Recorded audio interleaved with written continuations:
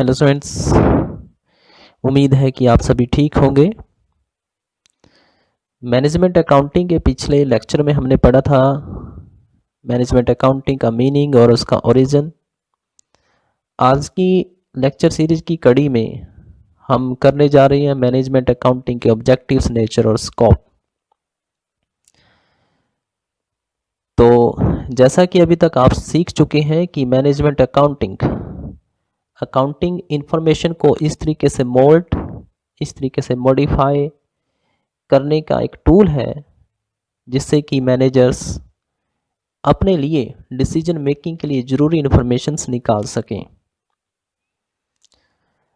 यहाँ पर ये बात हमें सीख लेनी चाहिए कि मैनेजमेंट अकाउंटिंग ना सिर्फ प्रॉफिट मेकिंग ऑर्गेनाइजेशन के लिए यूज़फुल है बल्कि नॉन फॉर प्रॉफिट ऑर्गेनाइजेशन के लिए भी उतनी ही यूज़फुल है। तो इस तरीके से चाहे कोई भी ऑर्गेनाइजेशन है वहाँ पे मैनेजमेंट अकाउंटिंग का यूज़ नकारा नहीं जा सकता।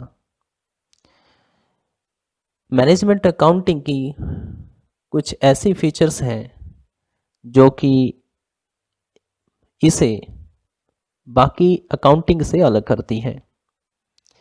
पहली बात यह है कि मैनेजमेंट अकाउंटिंग फाइनेंशियल अकाउंटिंग या कॉस्ट अकाउंटिंग की तरह रूल्स या प्रिंसिपल्स को यूज़ नहीं करती। यहाँ पर अपने डिसीजन मेकिंग के लिए मैनेजर्स अकाउंटिंग इन्फॉर्मेशन को ढाल सकते हैं, किन्हीं दो इन्फॉर्मेशन के बीच में वो लिंक ढूंढ सकते हैं और वो अपने हिसाब से अकाउंटिंग इन्फॉर्मेशंस को इस तरीके से रख सकते हैं कि वो इन्फॉर्मेशन वहाँ से देना शुरू कर दें। आपने कहीं ना कहीं पढ़ा होगा कि accounting is a language of business में हमारे पास बहुत अकाउंट्स होते हैं, वो अपने आप नहीं बोलते, वहाँ से इन्फॉर्मेशन निकालनी पड़ती है। तो वहाँ से जो इन्फॉर्मेशन निकालने का काम करता है वो मैनेजमेंट अकाउंटिंग ही है। फॉर एग्जांपल, हमारे पास लायबिलिटीज़ दी गई हैं, एसेट्स दी गई हैं। क्यों ना हम करंट एसेट्स को करंट लायबिलिटी से कंपेयर करके पता लगा सकें क्या हमारे पास करंट एसेट्स इतनी है कि हम आसानी से करंट लायबिलिटीज़ को पे कर सकें। इसी तरीके से हमारे पास earning before interest and tax है, वहाँ से हम ये पता लगा सकते हैं कि क्या हम आसानी से इंटरेस्ट को कवर कर सकते हैं। इसी तरीके से इंटरेस्ट कवरेज रेशो वहाँ पर निकाली जाती है। कहने का मतलब ये है कि मैनेजमेंट अकाउंटिंग कोई स्पेसिफिक सिस्टम ऑफ अकाउंटिंग नहीं है। यहाँ पर ये अपनी स्किल पर डिपेंड करता है कि मैनेजर्स किस तरीके से फाइनेंशियल इंफॉर्मेशन से अपने डिसीजन मेकिंग के लिए इंफॉर्मेशन फाइंड आउट कर सकते हैं। जो जितनी अच्छी तरीके से इंफॉर्मेशन बाहर निकाल सकता है वो उतना अच्छा मैनेजर कहलाता है।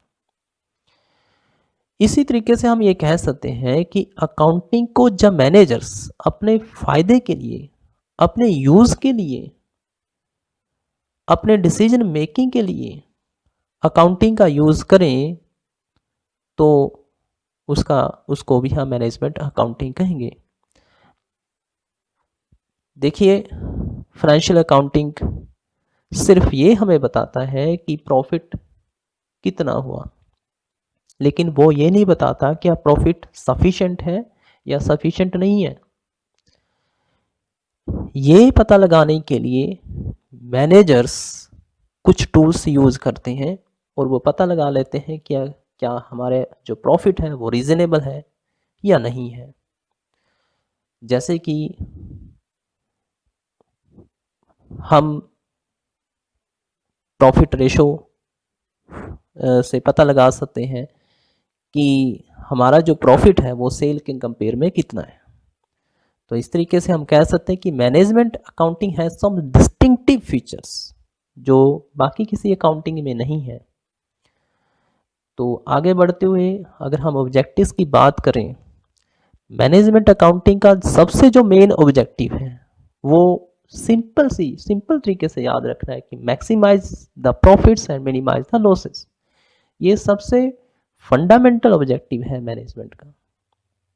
अब इसको अचीव करने के लिए हमारे जो मैनेजर्स हैं उन्हें कुछ स्टेप्स लेने पड़ते हैं और उन्हीं स्टेप्स को हम मैनेजमेंट अकाउंटिंग का ऑब्जेक्टिव्स का नाम दे सकते हैं। मैनेजमेंट अकाउंटिंग का पहला ऑब्जेक्टिव है प्लानिंग एंड पॉलिसी फॉर्मुलेशन। देखिए, जो मैनेजर्स के सामने उन्हें डिसीजन लेना है फ्यूचर के लिए, लेकिन फ्यूचर के डिसीजन के लिए उन्हें पास्ट में झांकना पड़ता है। तो पास्ट की इंफॉर्मेशंस इस तरीके से यूज की जा सकती हैं कि हम फ्यूचर के लिए अपना गोल सेट कर सकते हैं, पॉलिसीज बना सकते हैं, या फिर हमारे पास काम करने के बहुत सारे ढंग होते हैं, कौन सा ढंग बेस्ट रहेगा ये हम पता लगा सकते हैं। दूसरा है इंटरप्रिटेशन प्रोसेस। अकाउंटिंग इंफॉर्मेशन या फाइनेंशियल इंफॉर्मेशन अपने आप में टेक्निकल है। मैनेजर्स मैथमेटिकल टूल्स लगाते हैं, स्टैटिस्टिकल टूल्स लगाते हैं, जैसे कि चार्ट्स, डायग्राम्स या किसी मॉडल की हेल्प लेकर, जो आप आगे पढ़ोगे। तो इन सभी का यूज़ करके मैनेजर्स ये पता लगा सकते हैं कि हम लैग कहाँ पे कर रहे हैं, हमारे एफिशिएंट पॉइंट्स कौन से हैं और इनएफिशिएंट पॉइंट्स कौन से हैं। तो मैनेजर्स इन अकाउंटिंग या फाइनेंशियल इंफॉर्मेशन को एक तरीके से इंटरप्रेट करते हैं, उनसे इंफॉर्मेशन बाहर निकालते हैं। तीसरा ऑब्जेक्टिव है फाइनेंशियल मैनेजमेंट का decision making, assist in decision making process. हमारे पास अब बहुत तरीके की इंफॉर्मेशंस होती हैं, तो मैनेजर्स इन सभी इंफॉर्मेशन से अपनी डिसीजन मेकिंग के लिए इंफॉर्मेशन ढूंढते हैं। फॉर एग्जांपल, अब बजटरी कंट्रोल में हमारे सामने बहुत सारे अल्टरनेटिव्स होते हैं कि क्या नई मशीनरी खरीदी जाए या फिर पुरानी मशीनरी खरीदी जाए। अगर नई मशीनरी खरीदी जाए तो उसमें भी नई में भी बहुत तरह के अल्टरनेटिव्स होंगे, आपके सामने बहुत ऑप्शंस होंगे। एक मशीन है बहुत महंगी है लेकिन उसकी लाइफ स्पैन है वो भी लंबा है, एक मशीन है वो सस्ती है और उसका हो सकता है लाइफ स्पैन कम हो। तो यहाँ पे मैनेजर्स को ये खुद पता लगाना पड़ता है कि हमारे लिए बेस्ट अल्टरनेटिव कौन सा है। इसके लिए managers cost, price, profit in सभी को एनालाइज करते हैं और इसके लिए अब मार्जिन अकाउंटिंग या फिर ब्रेक इवन पॉइंट्स ऐसे कुछ टूल्स होंगे जो कि डिसीजन मेकिंग में मैनेजर्स की हेल्प करेंगे। नेक्स्ट ऑब्जेक्टिव है कंट्रोलिंग। बड़ा यूजफुल ऑब्जेक्टिव है मैनेजमेंट अकाउंटिंग का कंट्रोलिंग। देखिए, कंट्रोलिंग करने के लिए आपको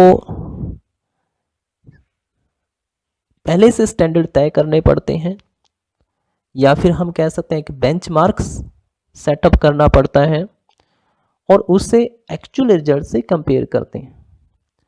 अगर हमारा एक्चुअल रिजल्ट पहले से एक्सपेक्टेड जो आउटकम है या पहले से तय किए गए स्टैंडर्ड से ज़्यादा हमने अचीव किया है, तब अच्छी बात है, और इम्प्रूव किया जा सकता है।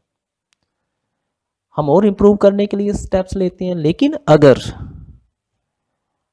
हमारा एक्चुअल रिजल्ट स्टैंडर्ड या एक्सपेक्टेड रिजल्ट से कम है तो हम खामियां ढूंढते हैं। मैनेजर्स भी यही करते हैं, वो स्टैंडर्ड कॉस्टिंग या फिर बजटिंग या